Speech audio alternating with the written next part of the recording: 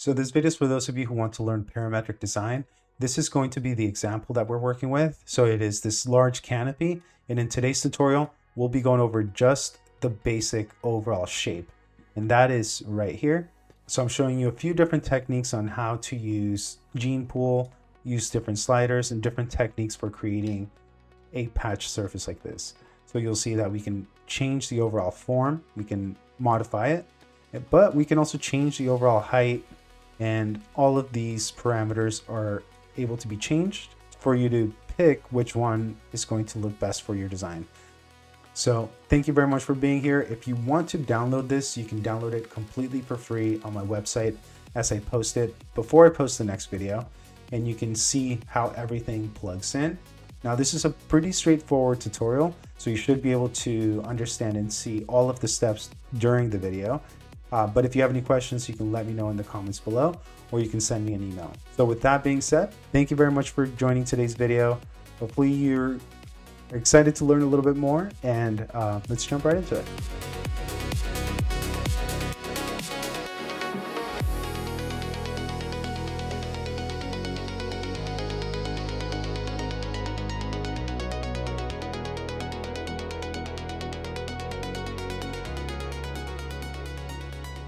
So for this tutorial, this is going to be the example of the overall shape that we'll be creating.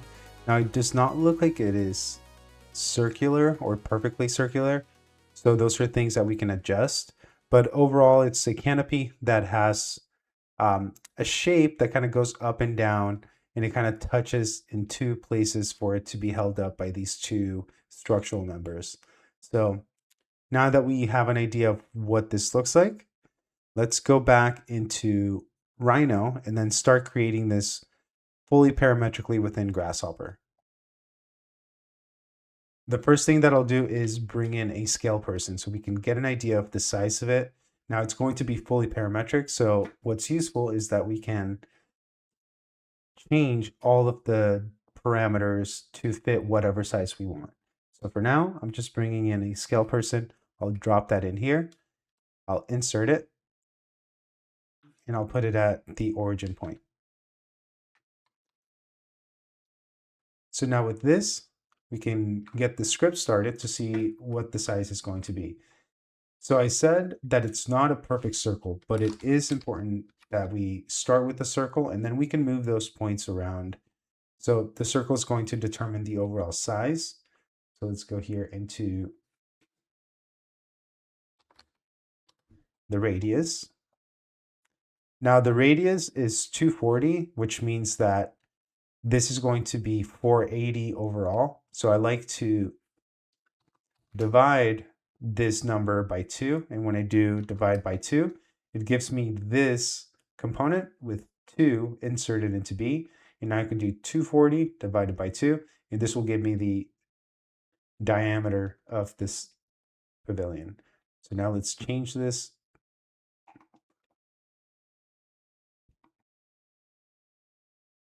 So this circle is going to determine the overall shape, and now we need to subdivide this. Now remember that in the last one, in the example, we saw that they had about 6 points. So what we're going to do is take the circle and divide it. So using a divide curve. Now by default, you'll see that there's 10 in here. So let's change that and use a slider of 6.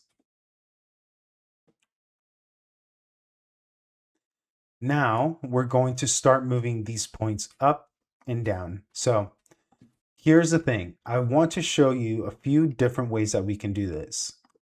So you can learn not just how to create the design, but learn a few different tricks of different ways to do the same thing. Because in different use cases, you will use a different technique. So starting with these points, we know we have 6. I'm going to show you if we move the points up in the Z direction. So this is the most basic way to do it. And now here I'll use a slider and I'll make sure that it has a number of kind of the height that I want to move it up.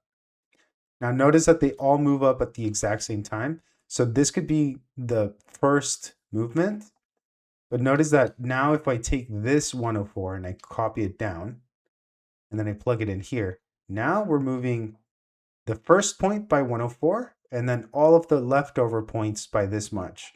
So if we copied this a few more times, so we need 6, so we have 4, and then 2 more, and we can just plug in the rest like this, because if we have 6 different points, they can all be moving at a different height. So now we have this point independent of this one, but what's interesting about this is this needs to be, I actually think that we can do this as well. Like, so if we delete this and use just one Z vector,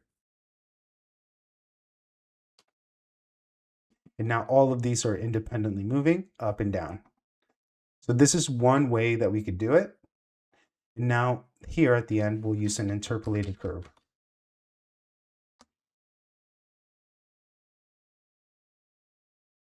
And at the end, we'll go to periodic, set Boolean to true. So notice that we're already getting some form change here. So I'll make them all 120.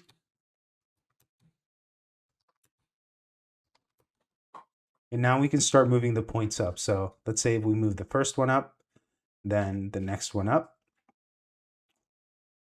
And then using, let's see which one of these. I'll leave that one at 120 and then lift up. So we have this one lifted up. I'm going to undo that one, and then let's see if it's this one as the last one.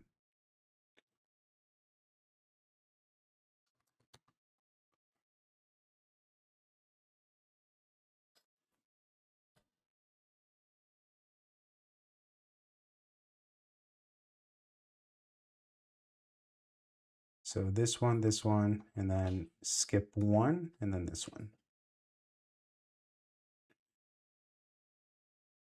So this is the most basic way, but this starts getting a little bit messy, I guess, with all of these inputs into this one. You can also use gene pool. Now, the important thing about this is that when you go to gene pool, you're going to have 10 numbers. So when you double click and you go to gene count, this is where we'll go to 6, make the maximum of, let's say 300, and use a couple, maybe just no decimal points to make it a little bit more simple. And now we can take all of these, and rather than using this set, now we can just use this. So I'll delete this. And I tend to like this one because now we can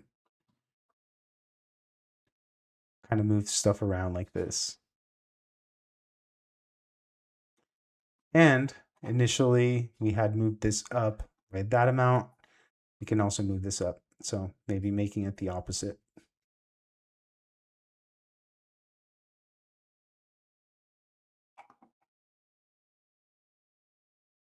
Now, this is what's going to give you the most control, is being able to change all of these at once. The only thing is if you change this number to 7, then you need to go in here and change the gene count to 7. So just keep that in mind.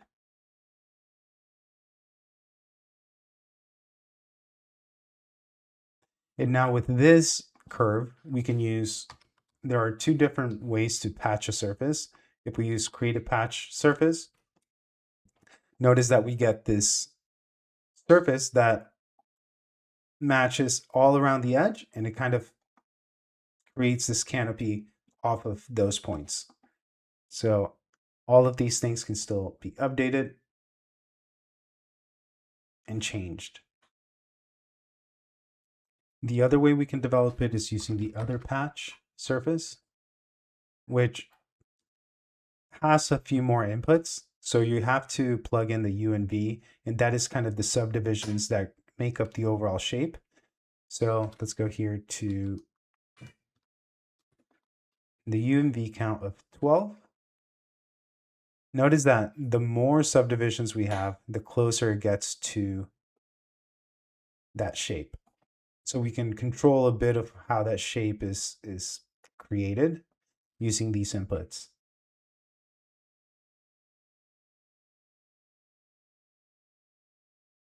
So that is another way. I personally feel like this patch one gets a little bit closer to the outer edge, which means that although it doesn't touch it, it gets very close. And so I use this one. Now here it says points. So you can also take, let's say, this point and move it up in the Z direction. And now use a slider to move that up. So here we have this point that we can kind of bring up here and then use this point as a point input to kind of increase that ridge height here.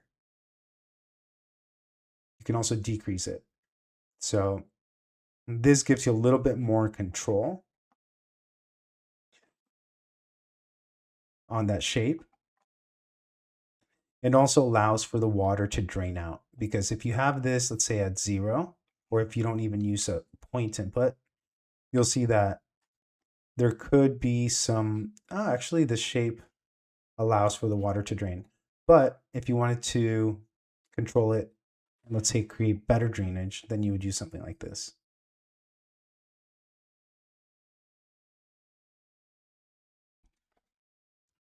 And so here's the thing. I am not sure if for our example, we have a perfect circle that creates the canopy. But let's say we wanted to move some of these points to change the shape. We could go back to this location where we have all of these 6 points. And now we're going to move them to be able to change what the shape is. So what we'll do is go down here, and we need to create a vector which allows us to move these points out or in. And so we need to create a vector for all of those. So if I create a line segment between the start point, which would be the center, and the end point, notice that it creates this line segment, which is a vector in a direction that I could use to move these points. So I'll use this, actually move this down here, hide the wire display, and then use amplitude to move all of these, basically use these as a vector and move these points that are here and move them out. So using this, let's move those points in this direction. And notice that it moves them out a little bit, and each of those points gets moved perpendicular to kind of the normal, or at the normal of the circle going out this way. And we can change the amplitude one at a time, or all of them by the same amount. If we use 2.5, we'll use a slider here, and then using this and copy that gene pool, plug it in here, and now we have the ability to change them independently. The same way that we moved them up, now we can move them out a little bit and kind of change some of that overall shape by doing this. So here, notice that these are the points that are the original points. If we want to override those points, those are going into the movement up. So now I'll use this as the geometry. And notice that now we have the ability to, in top view, change that shape to make it not symmetrical, if that is something you'd want to do. So this kind of gives you that flexibility to play with the form. And we can also just go to 0 here and make it all the same. Same with the up and downs. We can make them all the same if we wanted to. And just have that be the shape. So I'm going to undo a few of these, bring it back. And let's clean this up, because I want to go a little bit slow with this tutorial and show you all of the steps from beginning to end. So in this tutorial, I'm just going over the overall shape and size. And in the following tutorials, I'm going to develop this further to get as close as possible to our example.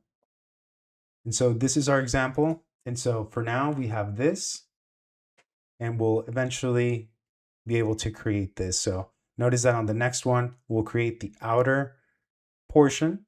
Then we can subdivide all of the canopy going in the X direction, Y direction, and then later on we can get into the canopy here, which it looks like 2 subdivisions for the structure equals 1 panel. So I'll show you how to do that as well. For now, we conclude here, and now let's label some of this stuff. So this is going to be the structure size.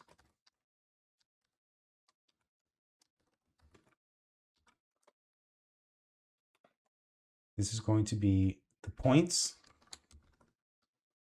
Remember that the points need to match how many gene pool you have in this one and in this one. So this is going to be the height. And this is going to be the form.